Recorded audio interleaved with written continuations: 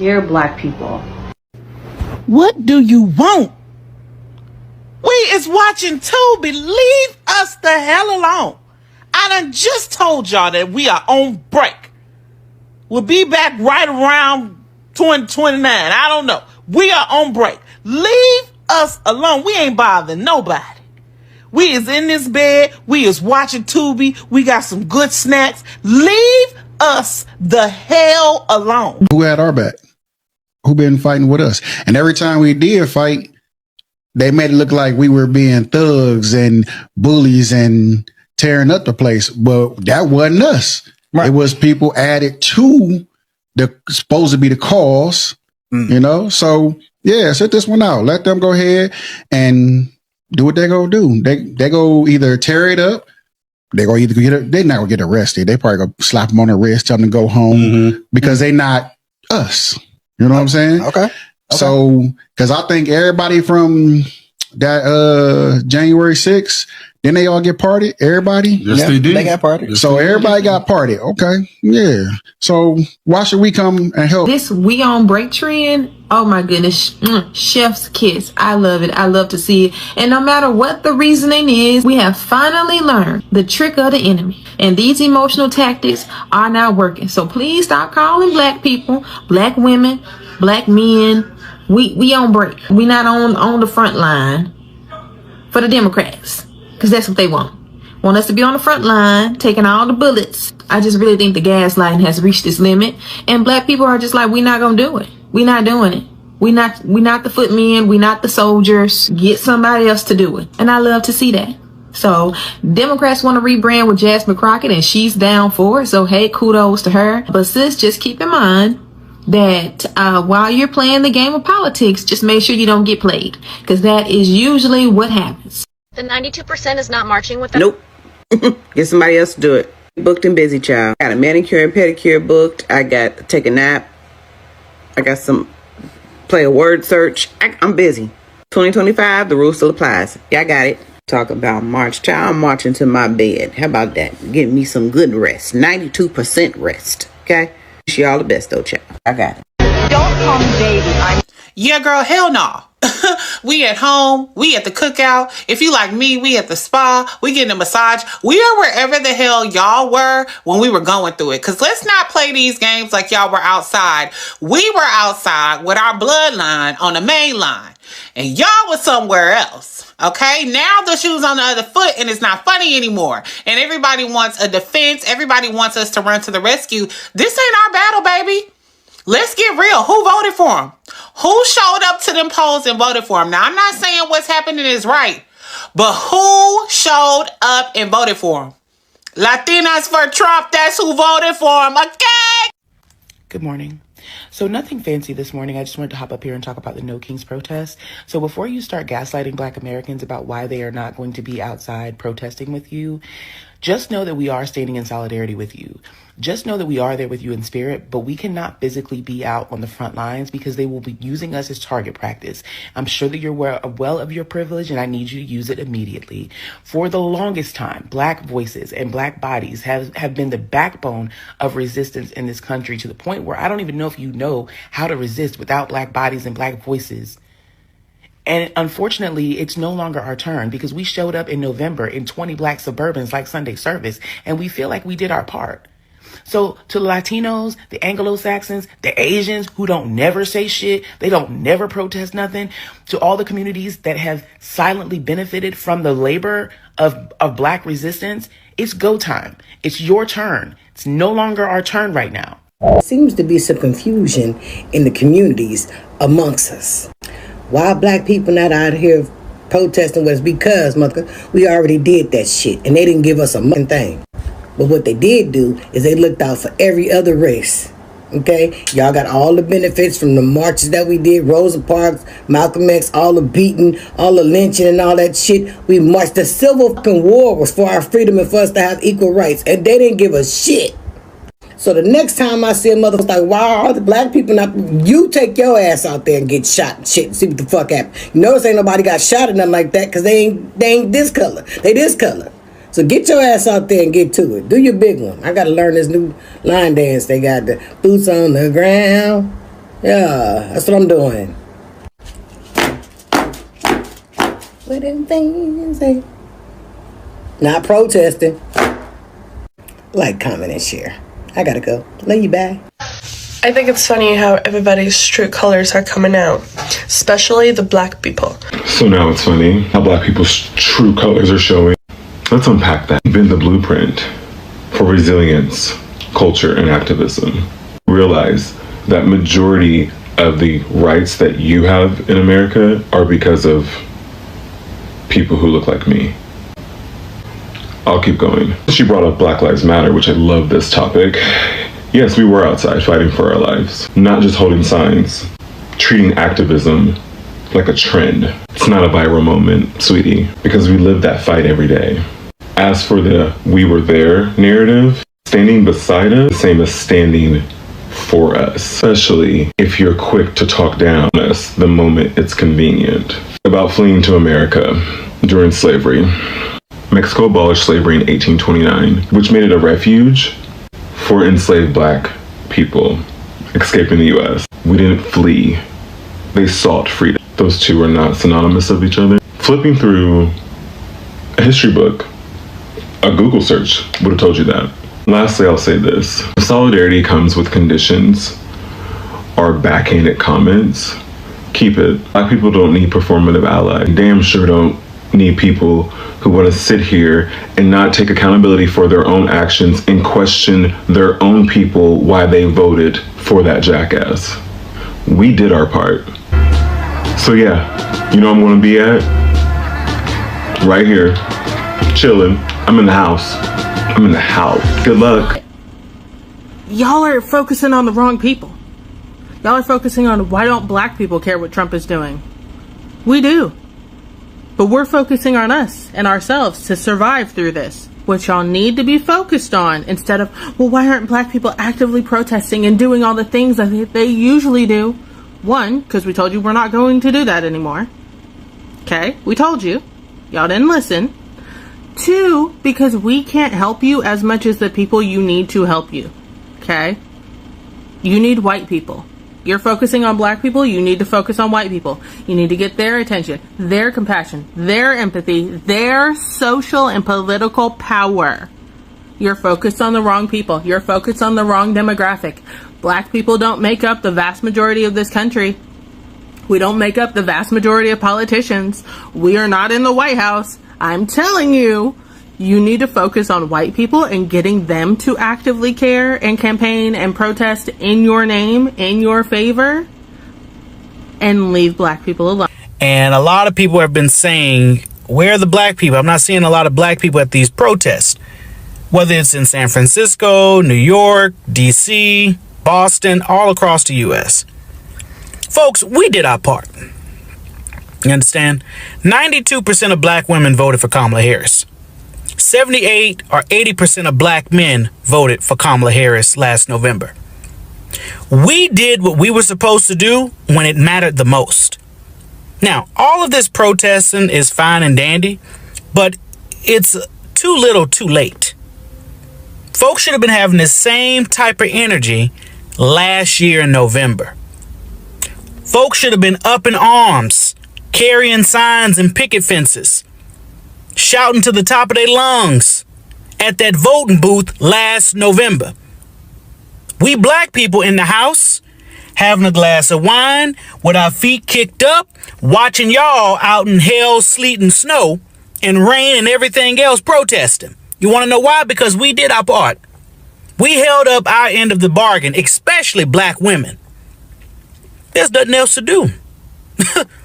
See you at the midterms. And, you know, they really thought that we was going to protest. They really thought that we was going to protest. Because if we protested, right, for all the things that happened to us, all of the things that's been happening this year, them twins that got killed, that student that got lynched, all the things that have been happening to us, we stayed calm. We've been just like, nope, we're not going to do it. We know what they're doing.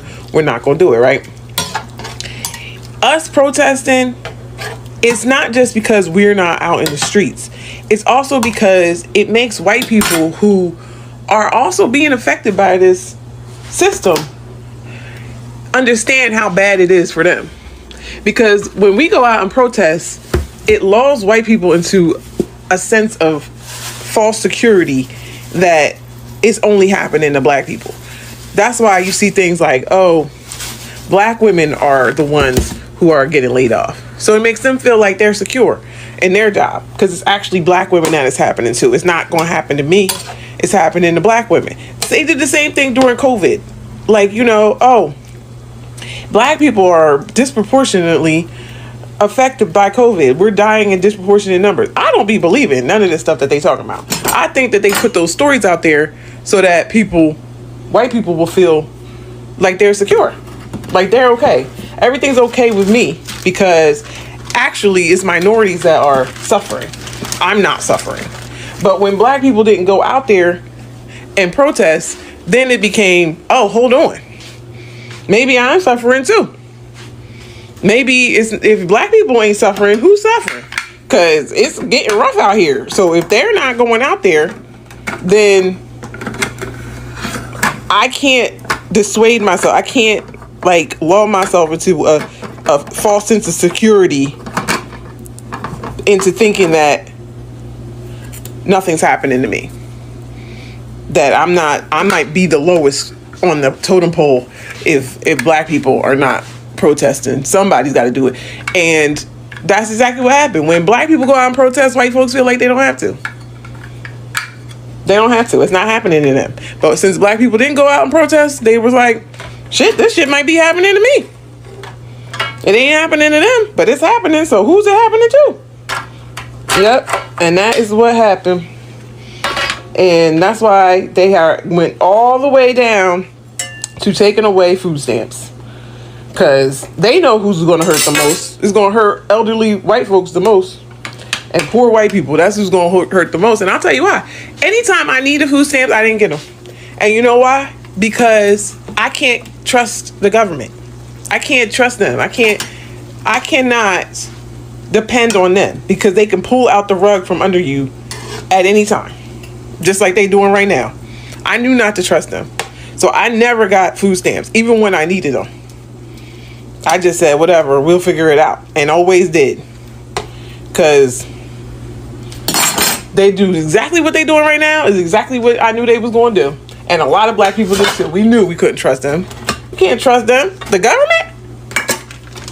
Are you serious? 92% of the black community have decided to stand down and to let them do all the work. We have showed them the game plan. We have told them what to do. We tried to lead them to the glorious of fresh water, and they decided not to drink it. At this point, it is not our fault if you starve. It is not our fault if you are dehydrated. If you are thirsty, drink, because we showed you how to create a pond of water within your hands. Seeing the entire country quite literally and figuratively burn down to the ground, I'm not gonna lie, it kind of makes me a little anxious, because I am missing something. I am missing something incredibly important. You know what that is? I am missing a black woman who can drink hot green tea with me. That's what I'm missing.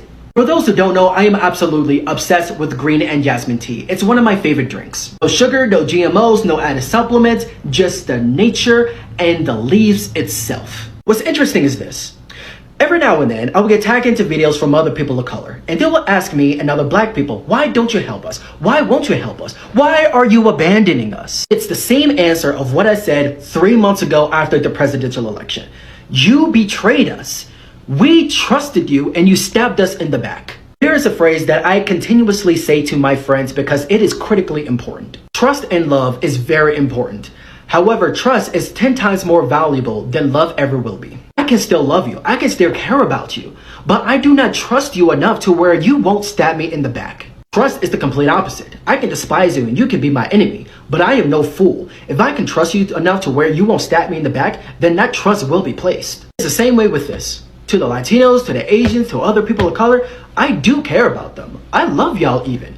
But I am no fool. I know I can't trust you because that election told me everything I needed to know. That election told me that a lot of you is not on the black community side. Love itself, my love for you, is not enough for me to have faith in you.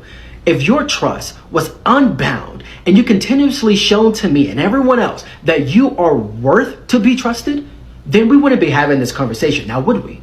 But because you have shown time and time and time again that you cannot be trusted, why are you acting surprised when we take our trust back? People need to understand that black people are not hateful. We care about you guys. We do love you guys, but we can't trust you for shit. So if the entire country has to burn down for you to realize that you have placed your trust into the wrong people, then so be it. That's all I gotta say on the matter. It is Onyx, and I'm gone. Remember a lot of y'all was saying me no black or me not black?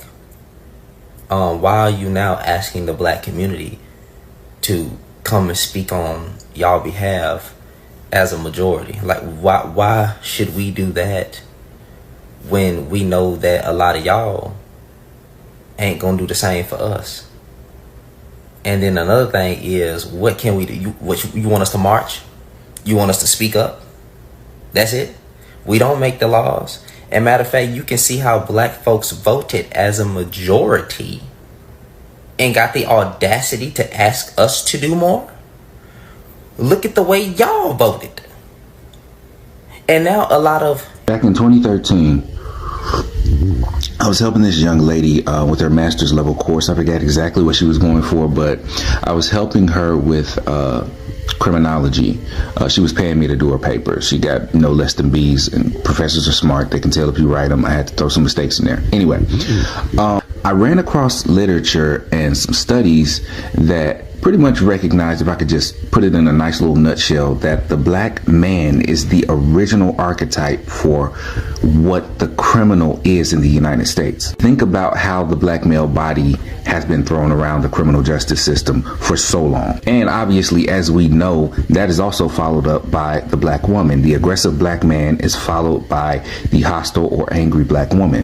And historically, we have been the scapegoat for all things coming down to punitive actions. Glaring example that I know everybody can relate to, the war on drugs. So how does this relate to what we're talking about right now? Well, a couple of ways. Number one, it gives the existing government a clear conscience about enacting martial law.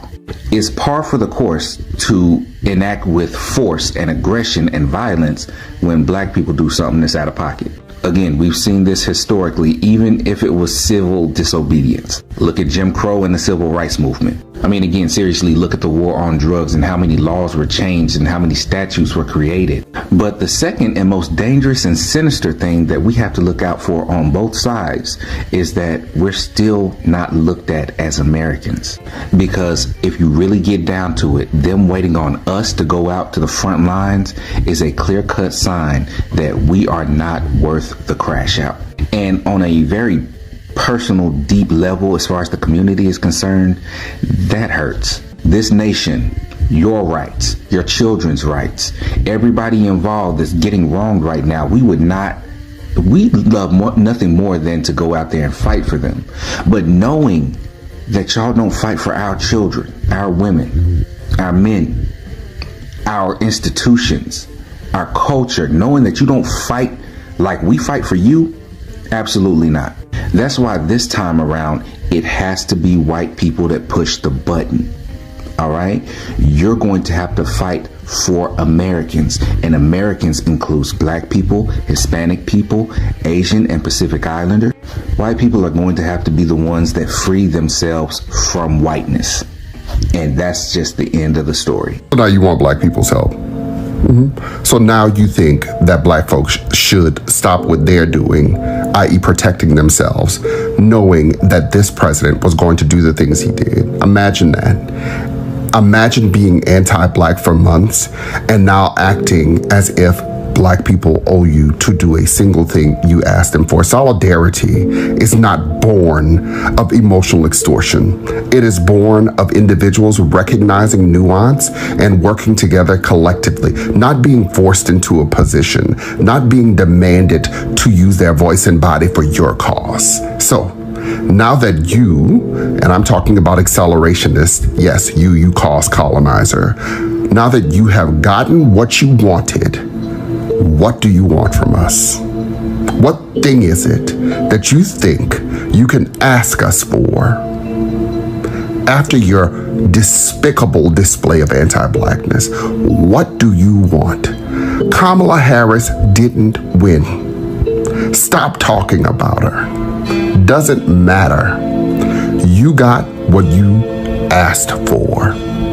There is no solidarity to be had with a person that would rather destroy civil rights legislation fought for in this country through blood, sweat, tears, and lives by Black people and allies. Like, literally, you all have lost the plot. So one of my coworkers asked me, Asia, are you gonna be out there tomorrow? Talking about for the protest. I said, no ma'am, I won't. I won't, but I support, I love. And she was like, why not? And I was like, see, here's the thing. My protest has to look different because once Black people show up to a protest, it becomes a riot. And it was like watching her do American math in real time. Cause she was like, well, it's not gonna be a riot. But I said, when Black people are involved, it goes from a simple protest to a riot that must be stopped. She was, I could see the wheels turning and she was like, oh my God, you're right. Somebody's gotta say something. I said, yeah, we have tried. The somebody has to be someone else. And in my head, I was like, yeah, I know. So I won't be there, but I'm totally for you. Enjoy. I made a video talking about the problems with Gen Z not being involved in the protests that happened. And in addition to that, it's especially worrying because of this trend of Gen Z being more conservative than millennials. And in response to that, I got a couple of comments along these lines referring to the fact that Black women mostly didn't show up to the protests, but they did so mostly for their own safety. And the thing that I have to say about that is, first of all, I completely understand why they didn't physically show up to the protests. No, they shouldn't have to.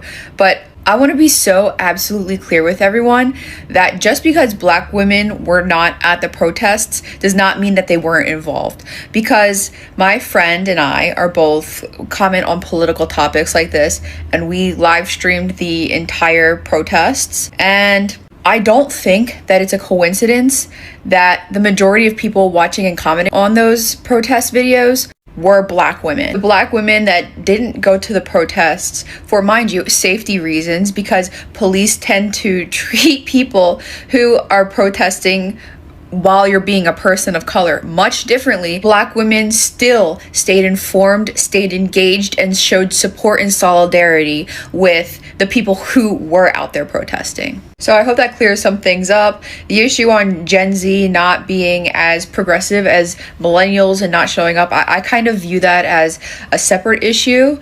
And if you are a Black woman, yeah, that doesn't apply to you for not showing up. But I do think that it's still something that we should all be more aware of, that Gen Z is more conservative than millennials. So yesterday, Bernie Sanders held a rally, a May Day rally in Philadelphia. It was a rally for workers, migrant workers, for immigrants, basically anybody who was against the administration and Trump, right?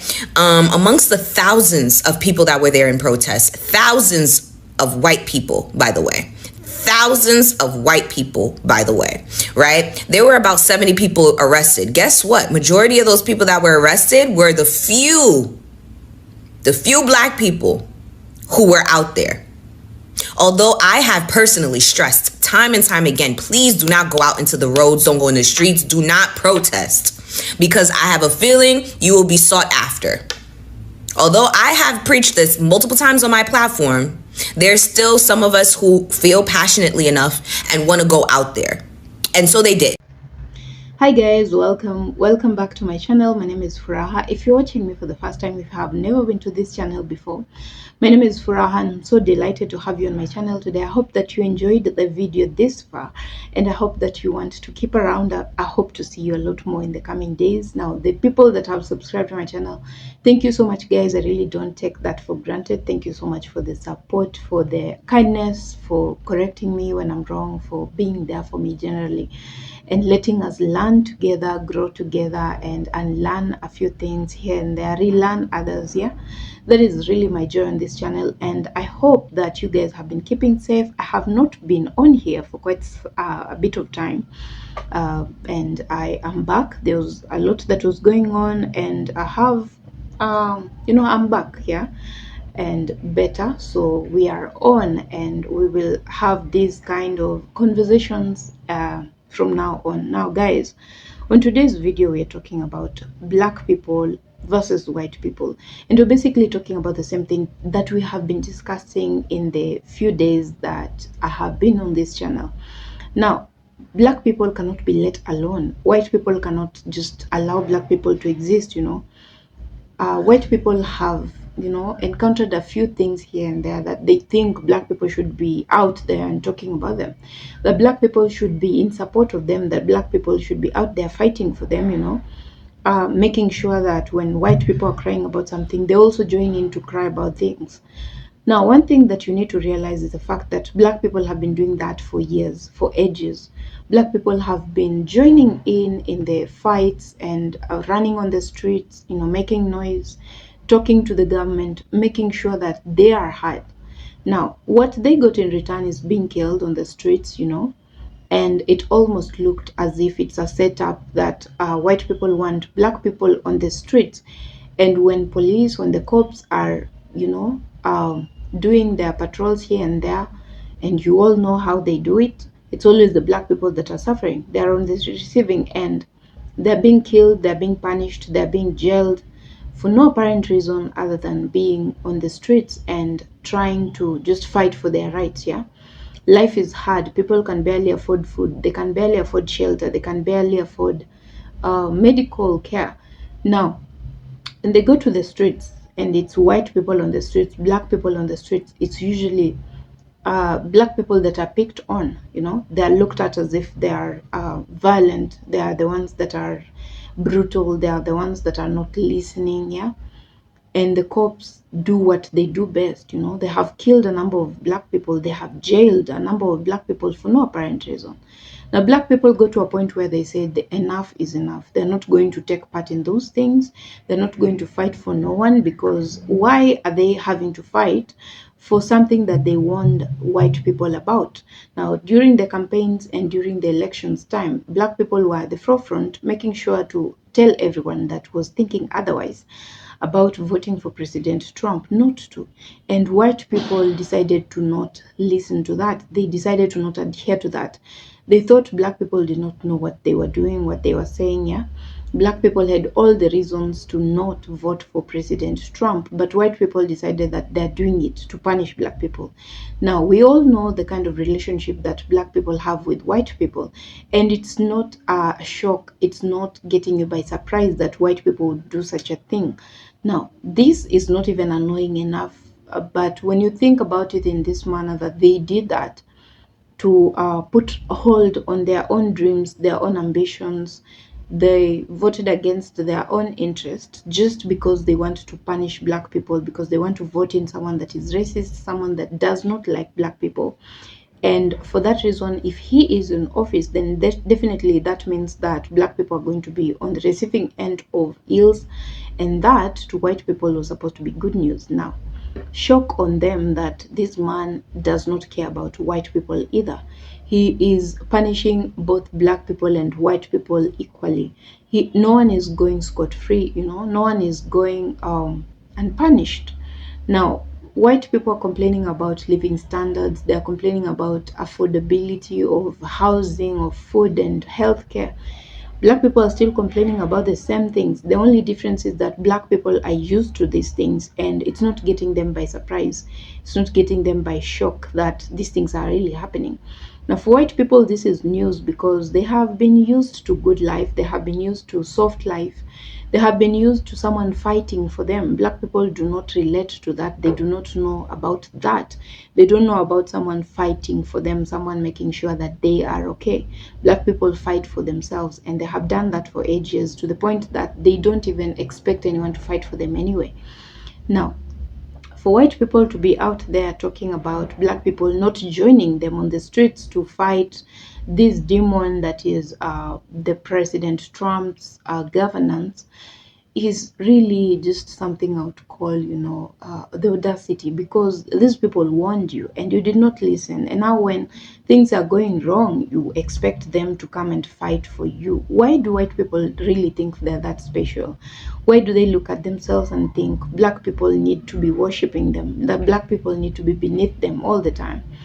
And that is really puzzling, but I'm thankful to all black people that are not joining in to do that. Black people that are standing firm and saying they're not going to do it because they warned you people and you did not listen. Now it's time for you to just enjoy and endure the hardship, so that the next time they're talking about let's not go this direction, maybe then it will make sense. Maybe then you will listen. Maybe then you will be different. Yeah, maybe then you will think through the decisions that you want to make and make better decisions. Now guys, if you have not subscribed to my channel, if you're new here, thank you so much for watching to this point. Please consider subscribing, be part of this amazing story, amazing journey, be part of us. And I'm so delighted to have you over here. I hope to see you a lot more in the coming days, and I hope that you guys are keeping safe from wherever you're tuning me from. Good morning, good afternoon, good evening, and guys, please keep safe today. Keep if you're driving, keep safe. If you're at home, staying home, be peaceful. If you're working somewhere, please make sure that you love the other person just as much as you love yourself. And I will see you on my next video, guys. Bye for now.